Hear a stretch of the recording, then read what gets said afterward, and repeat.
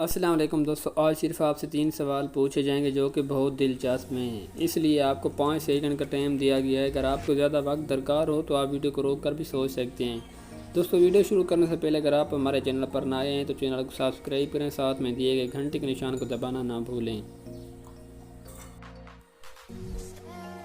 General knowledge आपकी कौन सी चीज़ है जो आपके अलावा सबको परेशान करती है। दोस्तों, हर रोज़ की न्यू वीडियो देखने के लिए हमारे चैनल को सब्सक्राइब करें। आपके खराटों की आवाज़ वो क्या है जो औरत में 4 और मर्द में 3 होते हैं।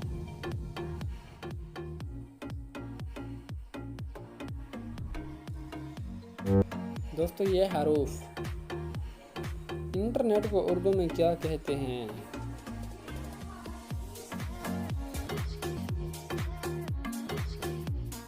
दोस्तों, ये तारों का जाल।